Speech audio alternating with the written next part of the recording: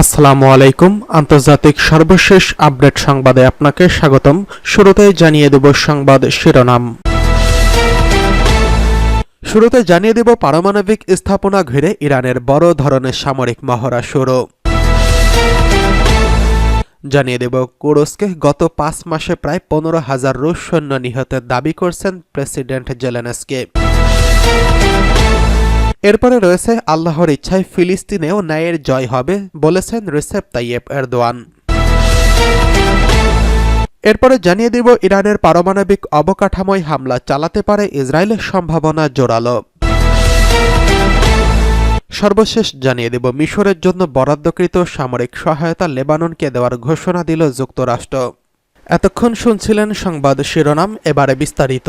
অনুরোধ থাকবে ভিডিওতে একটি লাইক করবেন এবং কমেন্টে জানিয়ে দিন কে কোথা থেকে ভিডিওটি দেখছেন এবং পরবর্তী ভিডিও পেতে সাবস্ক্রাইব করতে ভুলবেন না। পারমাণবিক স্থাপনা ঘিরে ইরানের বড় সামরিক মহড়া শুরু।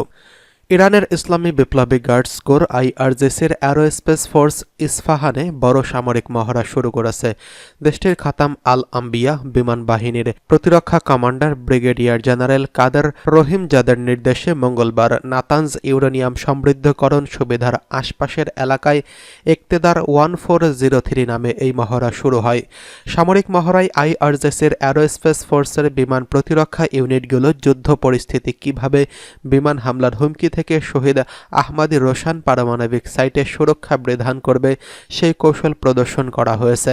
ইরানের সামরিক বাহিনী তাদের অস্ত্র ও সরঞ্জাম পরীক্ষা করার জন্য এবং তাদের যুদ্ধ প্রস্তুতির মূল্যায়ন করার জন্য দেশের বিভিন্ন অংশে একটি বিস্তারিত সময়সূচি অনুযায়ী এই নিয়মিত অনুশীলন শুরু করছেন। দেশটির কর্মকর্তারা বারবার জোর দিয়ে বলেছেন দেশটি তার সামরিক সক্ষমতা শক্তিশালী করতে দ্বিধা করবে না, যা সম্পূর্ণরূপে সম্ভাব্য নতুন হুমকির বিরুদ্ধে প্রতিরক্ষার জন্য। এদিকে কুরস্কে গত 5 মাসে 15,000 রুশ সৈন্য নিহত দাবি জেলেনস্কির। গত বছরের আগস্টের শুরুর দিকে সীমান্তবর্তী রাশিয়ার কুরস্ক অঞ্চলে স্থল অভিযান শুরু করেছিল ইউক্রেন। এরপরই সেখানে বড় ধরনের পাল্টা অভিযান শুরু করে রাশিয়া। এই সময় কুরস্কে রাশিয়ার প্রায় 15,000 সৈন্য নিহত হয়েছেন বলে দাবি করেছেন ইউক্রেনের প্রেসিডেন্ট ভ্লাদিমির জেলেনস্কি। গতকাল রাতে নিয়মিত ভিডিও ভাষণ দেন জেলেনস্কি। ভাষণে বলেছেন কুরস্কে অভিযান চলাকালে শত্রুপক্ষ রাশিয়ার প্রায় 15,000 সৈন্য হারিয়েছে, যা অপূরণীয় ক্ষতি। তবে কুরস্কের রাশিয়ার ক্ষয়ক্ষতির যে হিসাব জেলেনস্কি দিয়েছেন তা যথার্থ কিনা এমন কোনো প্রমাণ তিনি হাজির করেননি। ইউক্রেন বলছে তারা গত রবিবার অঞ্চলটিতে নতুন আক্রমণ শুরু করেছে, তবে এই ব্যাপারে তারা বিস্তারিত কিছু বলেননি। ইউক্রেন বলছে তারা গত রবিবার অঞ্চলটিতে নতুন আক্রমণ শুরু করেছে, তবে এ ব্যাপারে বিস্তারিত কিছুই বলেননি। ইউক্রেন ও পশ্চিমাদের হিসাব মতে রুশ বাহিনী প্রায় 11,000 উত্তর কোরীয় সৈন্য কুরস্ক অঞ্চলে মস্কোর হয়ে লড়াই করছেন। কুরস্কে উত্তর কোরীয় সৈন্যদের উপস্থিতির কথা নিশ্চিত বা অস্বীকার কোনোটি করেনি রাশিয়া। গতকাল রুশ প্রতিরক্ষা মন্ত্রণালয় বলছে ইউক্রেনের অগ্রসর হওয়ার প্রচেষ্টা বানচাল করা হয়েছে। উত্তর পূর্বাঞ্চল থেকে কুরস্ক শহরমুখী একটি রাস্তার কাছে বেরদিন বসতির কাছে অবস্থানরত ইউক্রেনের বাহিনীকে ধ্বংস করে দেওয়া হয়েছে। আল্লাহর ইচ্ছায় ফিলিস্তিনের ন্যায়ের জয় হবে বলছেন রিসেপ তাইয়েপ এরদোয়ান। ফিলিস্তিনের অবরুদ্ধ গাজায় শান্তি প্রতিষ্ঠার প্রতি দৃঢ় প্রতিশ্রুতি পুনর্ব্যক্ত করেছেন দেশটির প্রেসিডেন্ট রিসেপ তাইয়েপ এরদোয়ান। মন্ত্রিসভায় এক বৈঠকে তিনি বলেছেন, আমরা গাজায় শান্তি প্রতিষ্ঠা না হওয়া পর্যন্ত আমাদের প্রচেষ্টা অব্যাহত রাখব। তুর্কি জনগণকে ধন্যবাদ জানিয়ে তিনি বলেছেন, গত সপ্তাহে ইস্তাম্বুলে প্রায় 5 লাখ মানুষ বিক্ষোভ করেন। গত 1 জানুয়ারি আমাদের নাগরিকরা ফিলিস্তিনের প্রতি তুরস্কের অটল সমর্থন প্রদর্শন করে বিশ্বকে একটি শক্তিশালী বার্তা দিয়েছেন। সিরিয়ার পরবর্তী পরিস্থিতি উদাহরণ টেনে তিনি বলেন, 61 বছরের বাধা নিপীড়ন এবং 13 বছরের গণহত্যার পর সিরিয়া যেভাবে মুক্ত হয়েছে, আল্লাহর ইচ্ছায় ফিলিস্তিনেও ন্যায়ের জয় হবে। ন্যায়ের সূর্য নিপীড়নের অন্ধকার ভেদ করবে। বিশ্ব সম্প্রদায়কে ফিলিস্তিনিদের প্রতি আরও বেশি সমর্থন জানানোর আহ্বান জানিয়ে প্রেসিডেন্ট এরদোয়ান আশা প্রকাশ করেছেন 2025 সালে গাজা দুর্দশাগ্রস্ত মানুষের জন্য শান্তি ও স্বস্তি নিয়ে আসবে। ফিলিস্তিন নিয়ে তুরস্কের দীর্ঘমেয়াদী লক্ষ্য হল 1967 সীমানার ওপর ভিত্তি করে আঞ্চলিক অখণ্ডতার সঙ্গে একটি স্বাধীন ও সার্বভৌম ফিলিস্তিন রাষ্ট্র এবং জেরুজালেমের রাজধানী হিসেবে অবশ্যই প্রতিষ্ঠা করা। 2023 সালের 7 অক্টোবর থেকে গাজায় ইসরায়েলি সেনাবাহিনী হামলা চলতে থাকে। 1 বছরেরও বেশি সময় ধরে চলা এই হামলায় 45,000-এরও বেশি মানুষ নিহত হয়েছেন এবং 1,90,000-এরও বেশি মানুষ আহত হয়েছেন। গাজা যুদ্ধ শুরুর থেকেই তুরস্ক ফিলিস্তিনিদের প্রতি দৃঢ় বার্তা এবং সমর্থন অব্যাহত রেখেছেন এবং আন্তর্জাতিক পর্যায়ে ফিলিস্তিনের অধিকারের পক্ষে শক্তিশালী কণ্ঠস্বর হয়ে উঠেছে। এদিকে ইরানের পারমাণবিক অবকাঠামোতে হামলা চালাতে পারে ইসরায়েল, সম্ভাবনা জোরালো।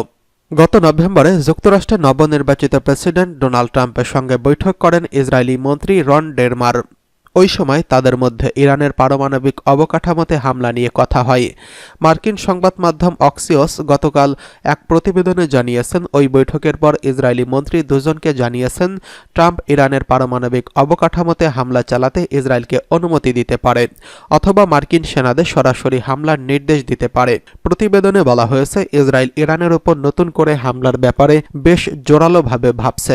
এছাড়া বাইডেনকেও এতে সহযোগিতা করতে অনুরোধ জানাচ্ছে তার মিত্ররা। তবে ইরানে হামলা নিয়ে এখন পর্যন্ত বাইডেন কোনো আলোচনা করেননি বলে জানিয়েছেন তারা। এই সপ্তাহে ইসরায়েলি মন্ত্রী ডেরমার আবারও যুক্তরাষ্ট্রে যাবেন এবং তিনি প্রেসিডেন্ট বাইডেন এবং ট্রাম্পের কয়েকজন সহযোগীর সঙ্গে আলোচনা করবেন। তবে ইরানের উপর নতুন হামলার ব্যাপারে গুঞ্জন শোনা গেলেও ট্রাম্পের কাছের এক সূত্র জানিয়েছে, সামরিক পদক্ষেপ নেওয়ার আগে পারমাণবিক কার্যক্রম নিয়ে তেহরানের সঙ্গে তিনি আলোচনা করবেন। 2015 সালে যুক্তরাষ্ট্র সহ বিশ্বের কয়েকটি দেশের সঙ্গে ইরানের পারমাণবিক চুক্তি হয়। চুক্তি অনুযায়ী ইরান পারমাণবিক কার্যক্রম কমিয়ে দেওয়ার প্রতিশ্রুতি দেয়। অপরদিকে যুক্তরাষ্ট্র নিষেধাজ্ঞা প্রত্যাহার করবে বলে জানিয়েছিল।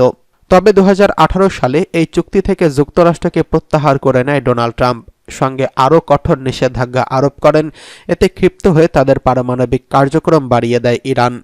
ধারণা করা হয় দেশটিতে এই মুহূর্তে পারমাণবিক অস্ত্র তৈরিতে সক্ষম। ইরানের পররাষ্ট্রমন্ত্রী আব্বাস আরাগচি গত সপ্তাহে এক সাক্ষাৎকারে জানিয়েছেন, তারা যুক্তরাষ্ট্রের সঙ্গে আবারও পারমাণবিক চুক্তি নিয়ে আলোচনা করতে চান। এদিকে মিশরের জন্য বরাদ্দ সামরিক সহায়তা লেবাননকে দেওয়ার ঘোষণা দিয়েছে যুক্তরাষ্ট্র। মিশরের সামরিক সহায়তার জন্য বরাদ্দকৃত $9.5 কোটি মার্কিন ডলার লেবাননকে দেওয়ার সিদ্ধান্ত নিয়েছে বাইডেন প্রশাসন। এই সিদ্ধান্ত সংশ্লিষ্ট নথি যাচাই করে ব্রিটিশ বার্তা সংস্থা রয়টার্স এই খবর জানিয়েছেন। কংগ্রেসের কাছে এই সিদ্ধান্তের পক্ষে যুক্তি দিয়ে পররাষ্ট্র মন্ত্রণালয় জানিয়েছেন, ইরান সমর্থিত লেবানিজ সশস্ত্র গোষ্ঠী হিজবুল্লাহ এবং অন্যান্য অরাষ্ট্রীয় কর্মক ইসরায়েলের নিরাপত্তার জন্য ঝুঁকিপূর্ণ। 2024 সালের 27 নভেম্বর চুক্তির মাধ্যমে এই গোষ্ঠীগুলোর সঙ্গে ইসরায়েলের সহিংসতা বন্ধ রাখা হয়েছে। এই অবস্থা বহাল রাখার জন্য মার্কিন প্রশাসনের গুরুত্বপূর্ণ অংশীদার হচ্ছে লেবাননের সশস্ত্র বাহিনী। এই সিদ্ধান্তের মাত্র কয়েকদিন আগেই বাইডেন শিবিরের কয়েকজন ডেমোক্র্যাট মিশরের মানবাধিকার পরিস্থিতি নিয়ে উদ্বেগ প্রকাশ করেছিলেন। দেশটিতে কয়েক হাজার রাজনৈতিক বন্দীকে হেফাজতে রেখেছে সরকার। সামরিক সহায়তার বিষয়ে মার্কিন পররাষ্ট্র মন্ত্রণালয় এবং ওয়াশিংটনে অবস্থিত মিশর দূতাবাসে যোগাযোগ করে সাড়া পায়নি রয়টার্স। গত সেপ্টেম্বরে মিশরের মানবাধিকার পরিস্থিতি সম্পূর্ণ উপেক্ষা করে সামরিক সহায়তা প্রদানের জন্য বাইডেন প্রশাসনকে অভিযুক্ত করেছিল পররাষ্ট্র মন্ত্রণালয়। রাজনৈতিক বন্দীদের মুক্তির জন্য $9.5 কোটি সহ মোট $130 কোটি মার্কিন ডলার বরাদ্দ রাখা হয়েছিল। অবশ্য যাচাইকৃত নথিতে এমন কোনো প্রমাণ পাওয়া যায়নি যা থেকে নিশ্চিত হওয়া যাবে যে মিশরের জন্য বরাদ্দকৃত $9.5 কোটি ডলারই লেবাননকে দেওয়ার সিদ্ধান্ত নেওয়া হয়েছে কিনা। তবে কংগ্রেসের এক কর্মকর্তা বলেছেন, দুই ক্ষেত্রেই ডলারের সংখ্যা মিলে যাওয়ায় তার কাছে ব্যাপারটা কোনো দৈব ঘটনা মনে হচ্ছে না। চলমান ইসরায়েল ফিলিস্তিন যুদ্ধে গাজায় ত্রাণ সরবরাহে বাইডেন প্রশাসনের গুরুত্বপূর্ণ অংশীদার ছিল মিশর। এছাড়া হামাস ও তেল আবিবের মধ্যে চলমান যুদ্ধবিরতির আলোচনা গুরুত্বপূর্ণ এক মধ্যস্থকারী পক্ষও মিশর।